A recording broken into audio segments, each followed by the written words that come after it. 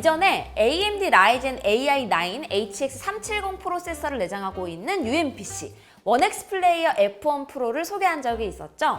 우리에게 익숙한 전형적인 UMPC의 폼팩터를 갖고 있는 제품이었는데요. 당시에 라이젠 HX370 성능이 궁금해서 사용해보고 리뷰까지 했습니다.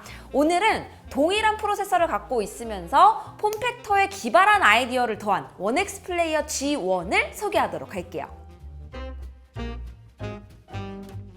이 제품은 언뜻 보면 평범한 미니 랩탑처럼 생겼는데요. 마그네틱 키보드를 들어 올리면 그 안에 게임패드와 터치 키보드가 숨겨져 있다는 점이 가장 큰 특징입니다. 머리로는 이게 맞나 싶은 생각이 들 수도 있는데 이런 음흉한 비밀을 품고 있는 제품을 보면 호기심이 막 생길 수밖에 없죠. 이 탈부착식 키보드는 마그네틱으로 고정되고 포고핀을 통해 본체와 통신하고 충전까지 하는데요. 그러다 이 키보드를 떼어내면 그때부터는 무선 블루투스 키보드 역할을 해요. 그래서 이 키보드를 떼어낸 채로 타이핑을 해도 상관없습니다. 또 이 키보드 자체적으로 블루투스 프로파일을 3개까지 지원해서 주변 기기를 등록하고 하나의 키보드로 사용할 수 있습니다. 그리고 분리하면 내부에는 게임에 필요한 컨트롤러가 숨겨져 있는데요. 두 손으로 자연스럽게 파지하면 조이스틱과 버튼이 손에 딱 맞게 들어오고 검지손가락은 본체 뒤편에 숨겨져 있었던 범퍼키에 자연스럽게 위치하게 됩니다.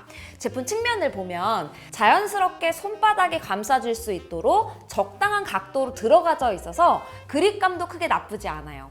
결국 이런 폼팩터를 구상하게 된 이유는 키보드를 부착했을 때는 전형적인 미니 랩탑처럼 보이고 또 그렇게 사용할 수 있게 하면서 동시에 키보드를 분리하면 완전한 핸드헬드 윈도우 게임기로 사용하겠다는 이야기겠죠.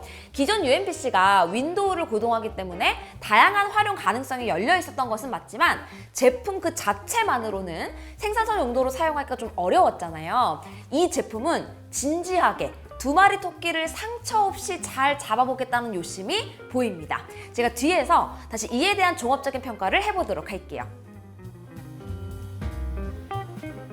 디스플레이는 8.8인치 2560x 1600으로 16:10 화면비고요. 주사율은 144Hz입니다. 그리고 DCI-P3 97% 커버리지에 최대 500니트 밝기를 갖고 있어요. 프로세서는 AMD Ryzen AI9 HX370 자연스럽게 내장 그래픽 라데온 890M을 사용하는데요. 일단 지금 휴대용 게임기로 사용할 수 있는 그래픽 통합 프로세서 중에서는 가장 성능이 뛰어나다고 볼 수 있습니다. 메모리는 최대 64기가인데 저는 32기가 모델을 사용했고요. 저장 공간은 PCIe 4.0, NVMe 4TB SSD까지 선택이 가능합니다. 합판을 열어보면 SSD 슬롯 접근이 쉬운 편은 아니지만 펜만 제거하면 업그레이드는 할 수 있을 것으로 보여요. 배터리 용량은 51.97W시로 기존 UMPC 8인치에서 10인치까지 모델들과 비교하면 약간 작은 용량인데요. 제품의 하드웨어가 워낙 복잡하고 또 경량화를 위한 선택이지 않을까 싶어요. 무게는 약 900g으로 딱 랩탑과 휴대용 게임기 중간 정도의 무게죠. 개인적으로 이 제품이 하드웨어 컨셉 외에도 좀 흥미로웠던 이유는 확장성이 매우 뛰어나기 때문입니다. 본체 후면을 보면 USB 4 포트 2개, USB 3.2 타입 A 포트 1개, 그리고 오큐링크 포트가 있어요. 썬더볼트만 해도 좀 다소 아쉬운 작은 사이즈의 디스플레이를 외부 모니터로 연결해서 데스크 셋업용으로 확장할 수 있는 장점이 있는데 여기에 오큐링크까지 있다 보니까 이 GPU로 게이밍 성능까지 크게 향상시킬 수 있는 가능성이 열려 있습니다. 혹시 오큐링크가 뭔지 어떻게 사용하는 건지 궁금하신 분들은 제가 오큐링크 인터페이스에 대한 영상을 올린 적이 있거든요. 여기서 확인해 주시고요. 실제로 이번에도 제가 갖고 있는 오큐링크 eGPU를 함께 사용을 해봤는데 이러면 휴대용 랩탑과 휴대용 게임기 그리고 고성능의 데스크탑 역할까지 해낼 수가 있어서 확장 가능성에 있어서는 높은 점수를 줄 수 있었습니다. 제가 이전에 라이젠 AI9 HX370을 테스트한 적이 있어서 동일한 프로세서를 비교군으로 놓고 성능 테스트를 해봤습니다.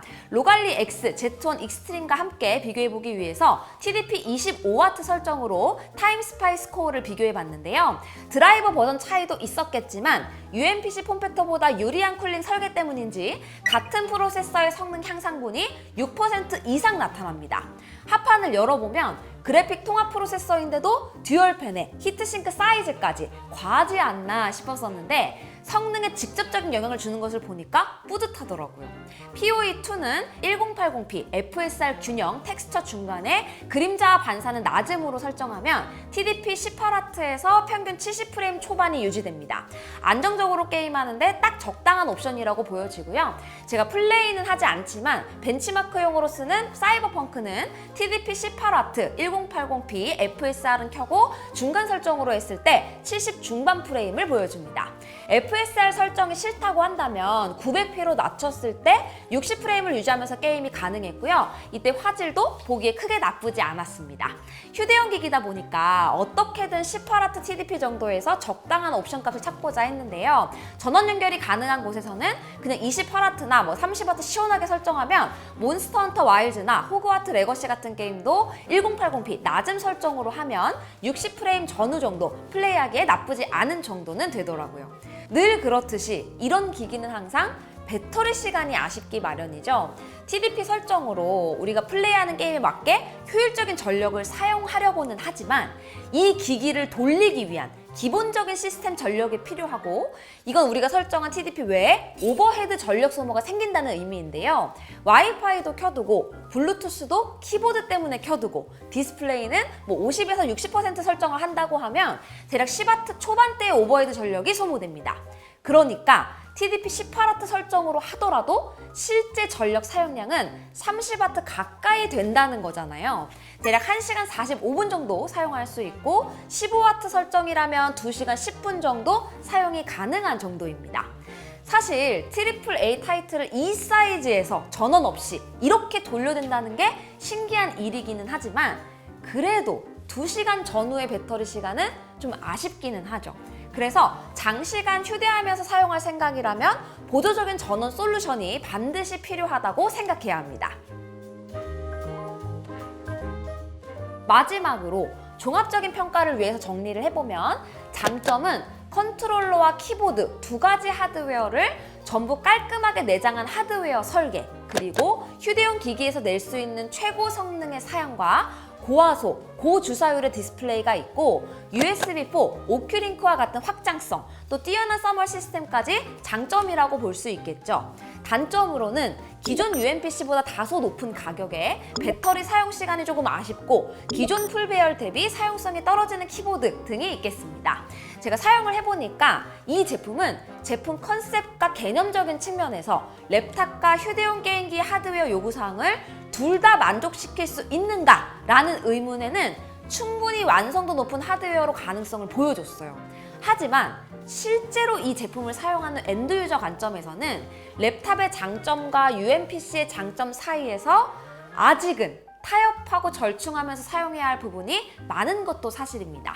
따라서 이 제품은 랩탑과 휴대용 게임기의 두 용도를 완벽히 하나의 기기에 담았다는 이 컨셉에 대한 높은 점수를 주고 이런 하드웨어가 꼭 필요했던 분들에게는 적합하다고 할 수 있지만 기존 랩탑 유저가 게임도 해보려고 구입을 한다거나 혹은 UMPC의 휴대성이 필요한 사람이 랩탑 용도까지 쓰고 싶어서 구입하기에는 실제로 사용하면서 불편함을 느낄 수 있을 것 같아요.